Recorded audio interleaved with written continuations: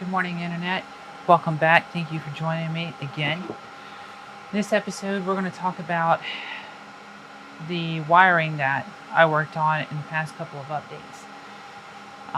So just to kind of refresh and go back and sum up, I've made quite a bit of modifications to my wiring. This is the most of the engine bay harness in the car. And you can see the car's over there, harness is here. I'll cut it off.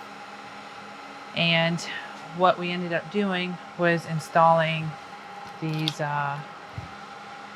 connectors from Ford that they use in their wire harness in the engine bay. That works very well, proven to be perfectly fine in their passenger vehicles. So I believe it to be perfectly fine in mine. I've done 2 branches using those connectors. I've got what I call a red branch and a blue branch.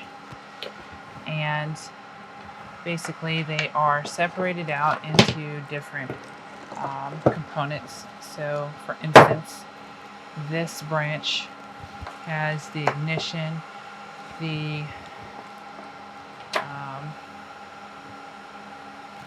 cam angle sensor here, coil packs, all those kinds of things.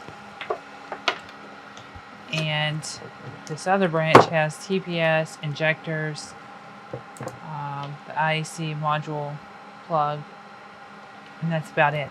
I do have a third connector, which is using a little smaller form factor. I got a spare pigtail here for that. Looks like that. Nothing super fancy there. And so that will be hosting our wiring for the what will become the EBC and the IAT plug. So before I get into how I did this, I want to show you just a little bit about the condition of the plugs when I pulled them off the car. The branch that has the injectors didn't look the worst. It looked like a 20 or 30-year-old car. The other side was what I would call the bad side. And let's see, let's move all this stuff out of the way so I can give a pretty good summary there of what's going on. The original harness right here, pretty frail, looking pretty bad. Everything you would expect out of an older vehicle. Lots of brakes, lots of splices. This is for the two coolant temperature sensors that are on the thermostat housing. Coil packs. The igniter plug is pretty shot.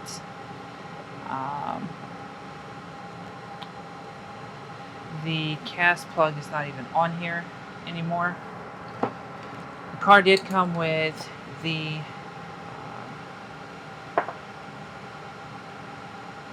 2G MAF to GM MAF, and then here was the harness for the 1G cast, also with a broken connector.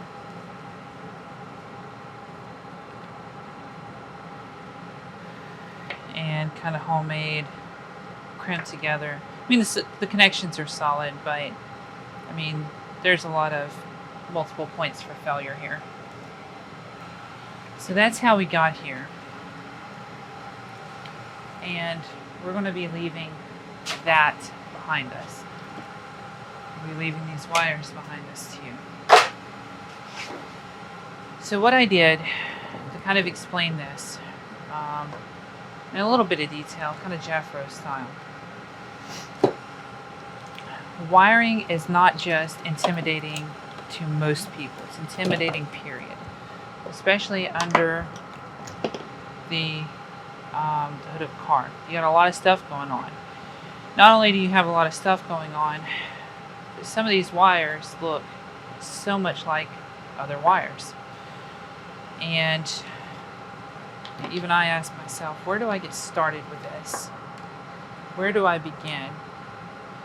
And what I came out with was, I don't know where every wire goes. And I think that's okay. What I want to try to do is I want to isolate every plug up to a certain extent in the harness. And I want to isolate its wires. So I cut all the loom off, and I followed back every individual connector. So let's take the cam angle sensor connector here. It had 3 wires, and I followed them back up to a part of the harness, and I said, okay, these 3 wires connect there and nowhere else. Maybe they connect downstream, maybe they don't. But I know that from here to here, I can cut and put these back together. So what I would do is I would tape them together and then move to the next one. You can see this plug and this plug both have black wires. Can they share that black wire? I don't know. I don't care. What I do care about is making sure that this one stays with this connector and this one stays with this connector. So tape it off.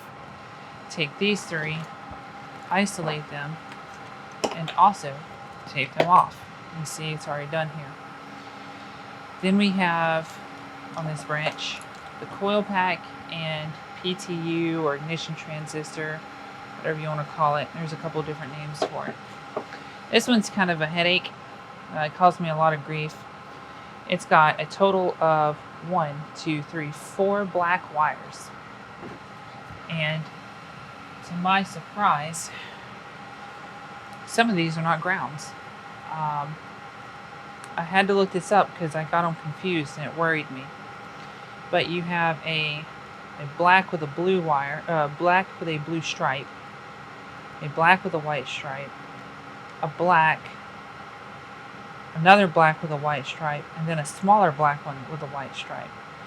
And when you look at the documentation online, a lot of people just say, well, it's a black wire. Well, some of these black wires have a silver dot. Some of them don't. Some of them have no dots, and some of them have 2. On this particular, I don't see one with 2 yet. But I did run across them. And so, kind of same mentality as before. I don't know what they go to, and I don't care. I just want to make sure that they go back together. When I originally did this specific connector, I cut these, and then I realized that I didn't put them back in order, and I had to go back through the documentation and try to figure out what went where. What I ended up finding was that the 2 larger black wires with white stripes are actually plus 12 volt sources from the ignition switch. Does it matter which one goes where? I think the answer is no. And I say I think because I haven't tested it yet.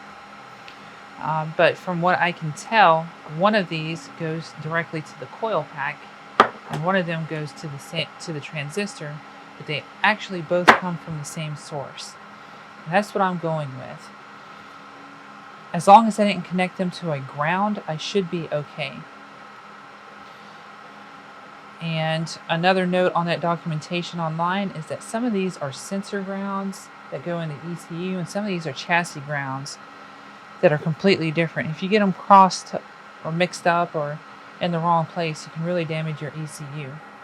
If you're running a stock ECU, that's probably the least expensive problem you can have.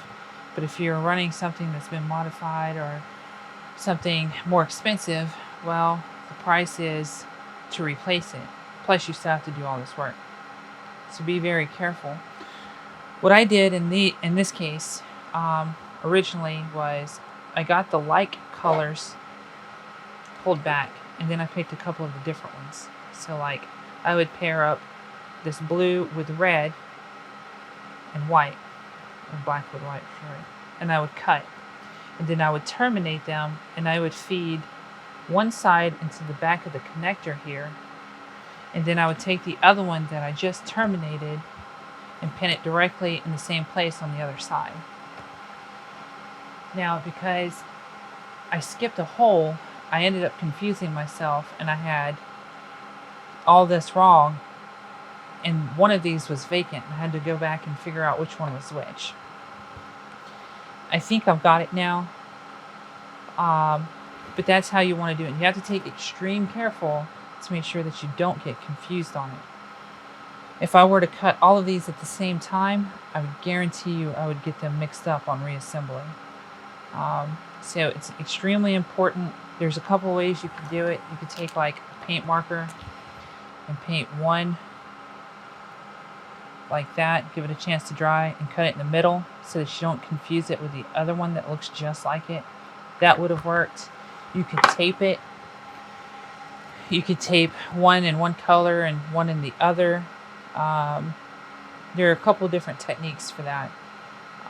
And I'm not going to say one of them is better than the other. None of that matters as long as you have a solid technique down. In the end, I think I got this the way I needed it. Moving on to the temperature coolant thermostat housing. Again, these guys have two wires that look very close to the same. Two blacks, one with a white stripe, one with a white dot. That one is for the ECU. The red with a yellow stripe is for the gauge sensor. I'll run them back, and so on until I'm done. And what I'm left with is this. Now, if I pin this, if I inserted each one of these cables into the hole as I was going from the other side of the connector on the vehicle, what I should end up with is a mirror image. On the other connector, this wire should plug into the same location. And I should be able to go through and check each one of these visually and say, okay, this looks good. A bit of a headache, took a while. It took a while to get comfortable with the technique, but in the end, it was actually really good. So the side on the car is already done. And now, not only do I have this here in this kind of limbo state where it's not terminated, but I've also gone through and I've written down every one of these positions. I've made a diagram. I've numbered each one of these pins, and I've put in the color of the wire, and I've tried to include some additional details. Like if it's a black one with a white stripe and it's a larger gauge, I'll try to include that in the notes. And then I've also taken a pinout diagram of this, and I've tried to link the connector to those pins. So in theory, if I were to terminate these right now, like I've done these right here, and insert them into the rest of the connector housing and lock it, I should be able to plug this in to the vehicle and have my factory harness back up. Now, another reason why I'm going through all this work is because a factory harness may be all well and good, but I don't have a factory setup anymore. The 2G coil pack and igniter wiring doesn't work very well for the 1G swap. The mounting brackets are in a little different location. The wire's kind of tight. I don't really care for it. It kind of sucks. Number two, I've got some things that just aren't compatible anymore, like my manifold differential pressure sensor. I won't be using this because I'm going speed density. So what I'll end up doing is actually terminating from here to the end of the plug with one of these AEM 3.5 map sensors.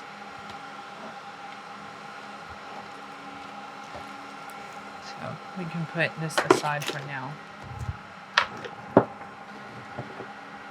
Kind of same thing on this one. Not a whole lot to change, just a couple of things. Need to make sure that TPS is long enough. These guys are looking pretty worn out. I'm going to replace them. And you know, there's just so many breaks in all of these wires and stuff. I'm just not going to keep them, and that's okay. So there's the other branch. And then, like I said earlier, EBC and IAT. I know from documentation I only need these two wires.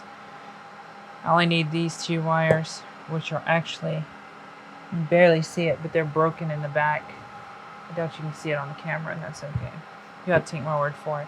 But I did the same thing. I took the plug, I inserted them exactly how I terminated it on the other side to kind of give me a map, and I know where everything should go. I'm going to terminate this here in a second. I could have used this this harness from ECM Tuning. When I bought it, I was going with a different map, one that's a little bit more common.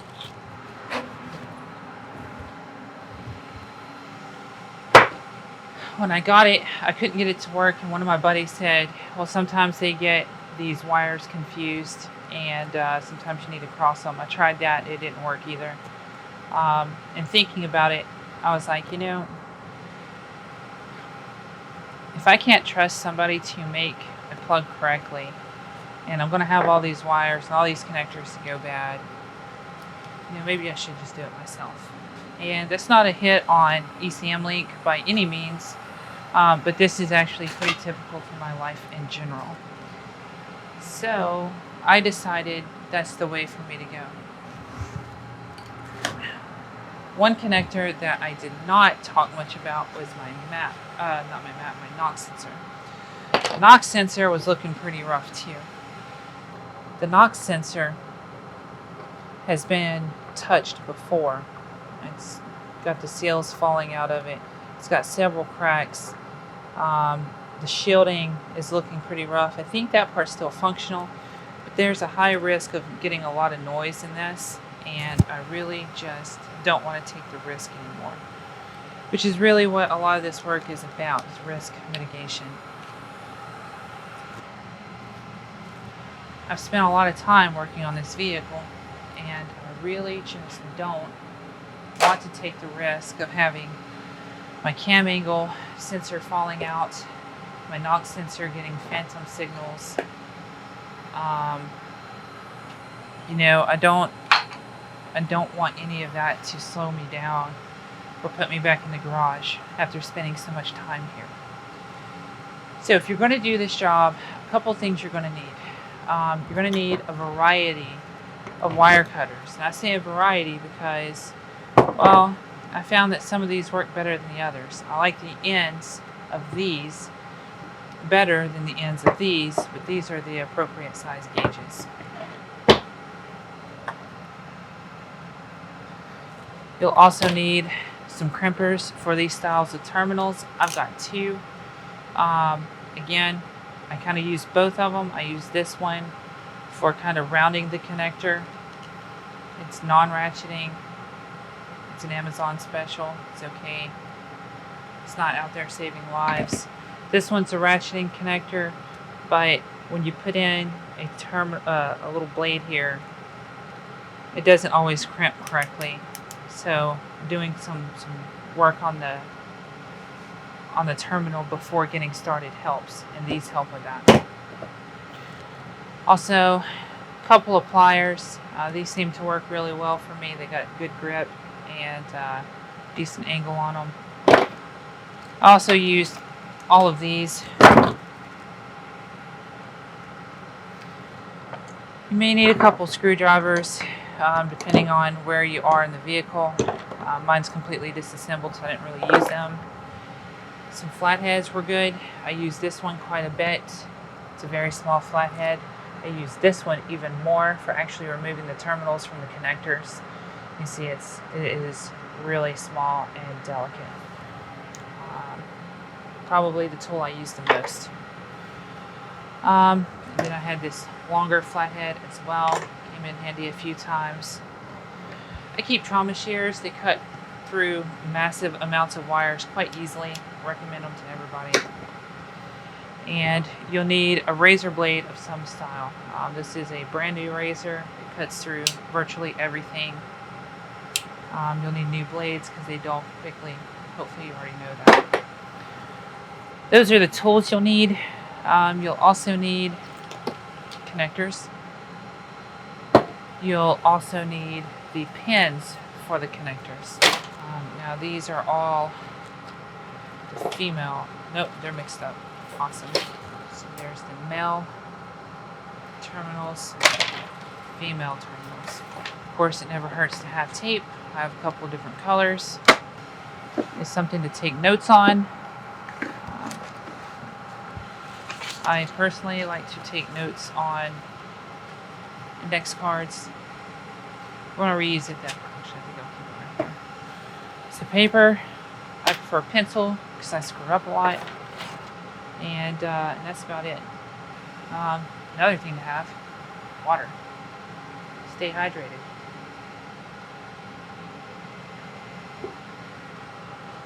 If you don't stay hydrated, you'll end up getting sick and dying. And then you can't enjoy that race car you just put together. And wouldn't that be a shame? So on these specific connectors, they come apart like that. Just pull this part out.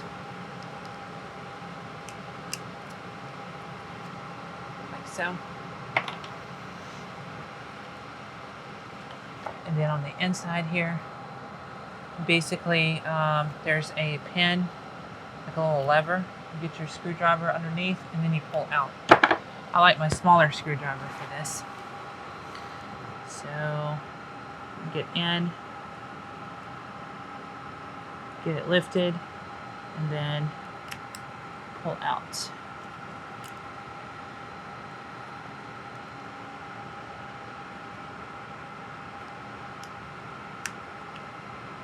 Just like that. Now, if you're going to use these exact same connectors that I'm using, they all have cavities for weather sealed in the back, little plugs for larger gauge connections. I didn't order the terminals for these, so I won't be using them now. I may use them in the future. Kind of depends on if I need it. That is something you can consider doing as well. Alright, there we go. For just a minute. Now you can see this connector came out with a little seal. Keep that, you'll want it later. Okay.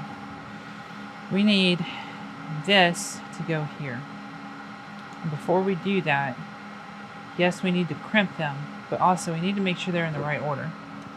This cap only fits one way. It's got a little key on it. We need to make sure that that key lines up. And with that, we need to make sure that the wires we need are actually the same here and not reversed. Depending on how you do this, if you put the orange wire here and the top right connector on both sides, one of them will actually be backwards. And all you need to do is flip it. It's not hard, it's something to make a note of. So what I'm going to do is take a look over here. I've actually got to turn this around. Not the end of the world. By any means, not the end of the world. I'm not actually going to use this pigtail. And I'm certainly not going to use this guy. So what I am going to do is I'm going to grab my box of terminals and connectors from Sheridan.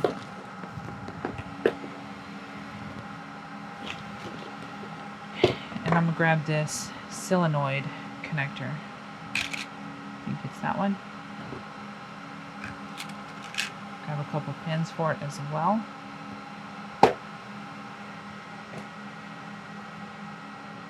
Yep, that's the one. Okay.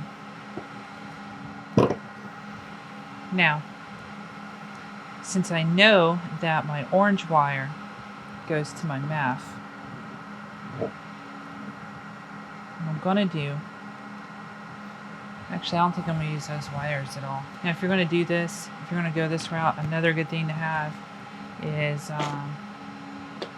various heat shrinks. I've got a ton of them, so I use that crap all the time. And also wire loom. Is this going to be long enough?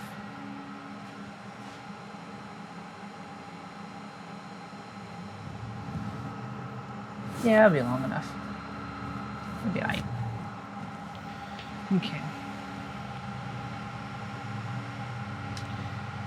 So here the colors don't matter so much. We're doing a custom install. I can basically do whatever I want color-wise. Electricity does not care about what color it's in.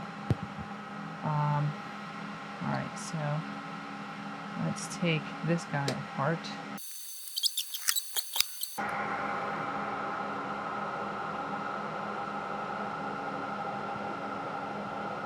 And the way this is supposed to work is that the back fangs are typically supposed to crimp around the wire, and then the front fangs are supposed to crimp around the other side, the bare wire. I think for this particular one, I'm going to ignore those rules and crimp everything on the copper and use a little bit of heat shrink to pull it together. Like I said before, I like to try to bend these inwards just a little bit because my crimpers, it's not that they're garbage, it doesn't do a good job of it because they're cheap. And that's the price you pay when you're trying to be affordable, right?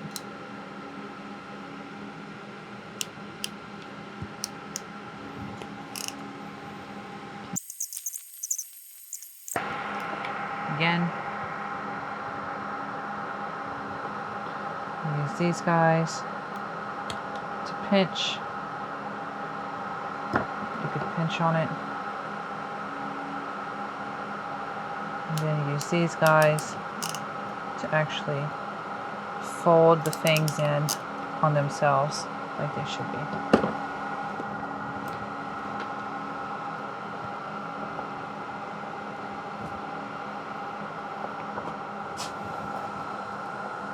I really don't like the way these things feel. I've got to be doing it wrong.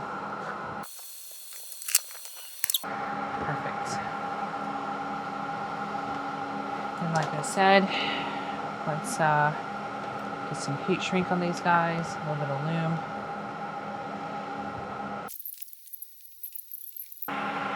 I have a tool I got from O'Reilly's.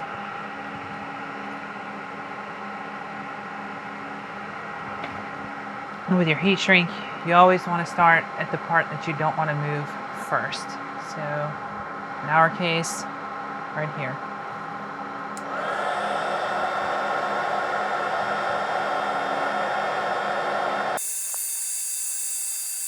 Snap this guy back on.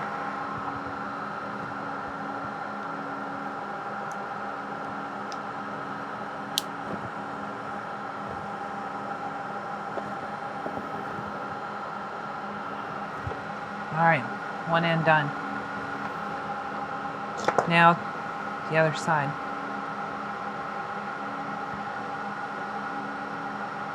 Got those wires right there. We've got this coming in like so. And then we also have the rubber seal. Okay. Let's put the, oh, yeah, got our heat shrink on. Let's put these guys here, because that's where they belong. I'll go ahead and put the seal on them also.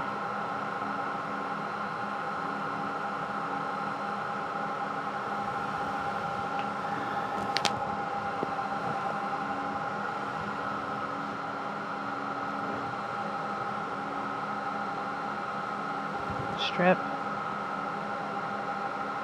and strip. Remember, these are the female sides. Let's take 2 of our pins here.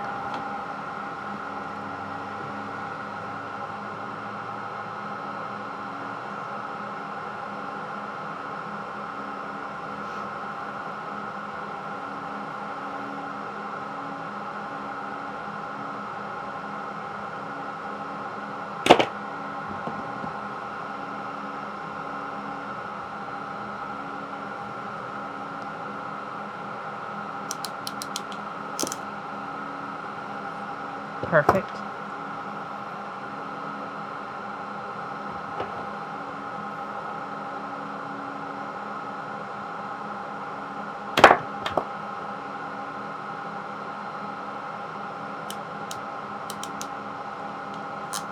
Also perfect.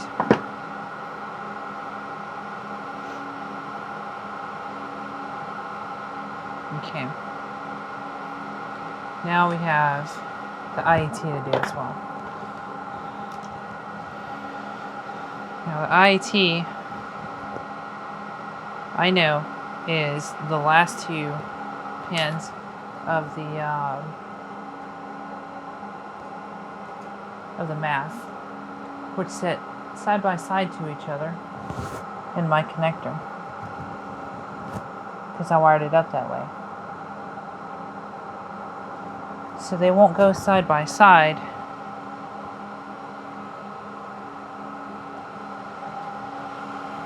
on this connector, which is a little bit different. I'll show you.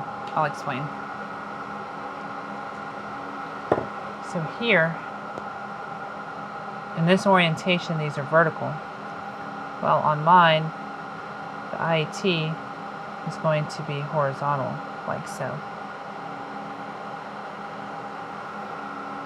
And I believe with the key side, it actually goes on the top row, like that. There we go. Okay.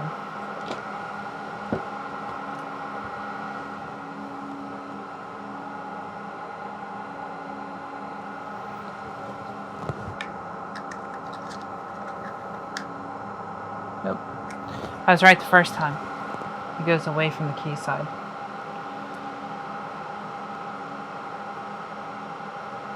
Do this enough times, you get comfortable with little changes like that. And recovery is swift. So, there's that wire, and that wire.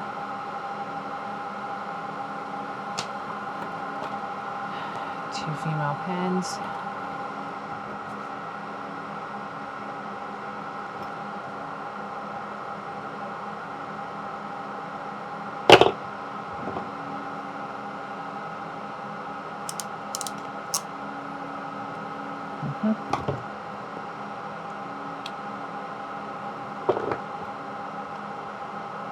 Pinch, pinch.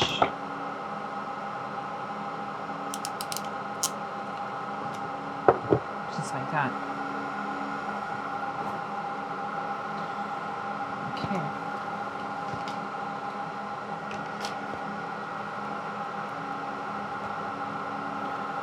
Now I can legitimately, simply insert these into the terminal.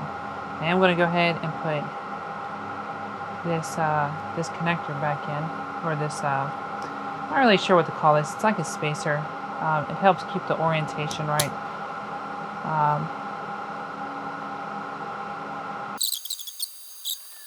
I've had to pump that out a little bit. Yeah, there we go.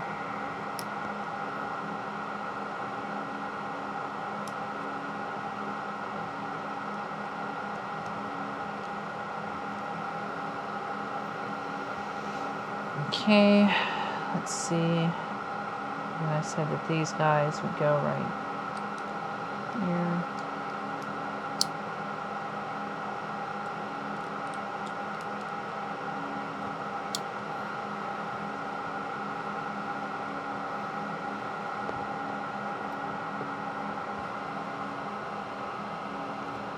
And then I will simply just shove all this stuff back together, like so. And then on this wire loom, I'll just simply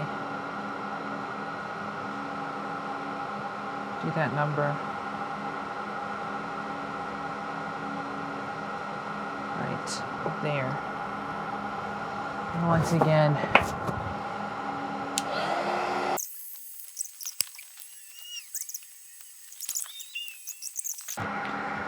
this uses the black and yellow wire. The black and yellow wire are right here. The yellow wire. So I'll take my terminal here.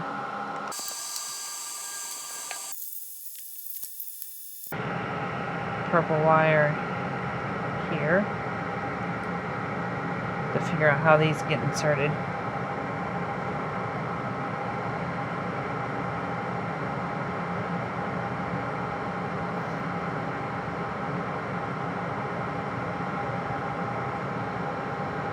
So it's like that.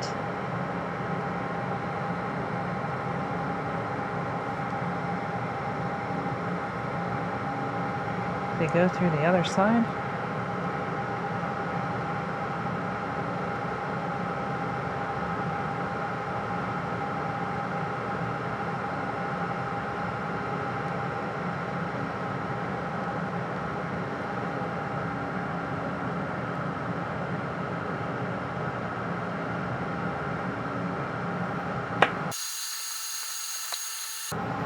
Is this even the right connector? Unfortunately, I won't be able to finish up mine until I get one more terminal, as I am exactly one short. And looking at how this fits, I'm actually not a fan, so I may buy a new one altogether. I will go ahead and heat shrink this part together. As for what happens with this other pigtail, I'm not exactly sure yet. This would be our new harness for the electronic boost controller and the IAT for speed density. And now all I have to do is step over here and connect it, and I'm good to roll. Doing this to the whole harness is how I have ended up with this guy.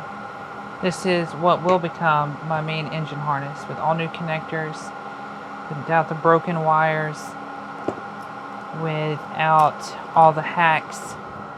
And what I'll be doing is terminating this part into the two connectors that will make it sync up with the rest of the branches. So if you like this technique, hopefully I've given you enough information. You can go about doing it yourself. It is a good thing to do if you've got the patience and the ability to pay attention to the extreme amount of detail it takes to start touching the wires. As long as you have the right tools, you take the right notes, you be patient, take your time. It should be something that most people can do. That's it for this video. Make sure you subscribe and enable notifications so that you can see the next video, where I will likely follow up with what happens with this part, as well as following up with what I'm doing with the plumbing. I've gotten a lot of feedback on the hard lines that I'm doing, and it seems everybody's enjoying that. So I will make a detailed video about my thoughts on that in the future. And until next time,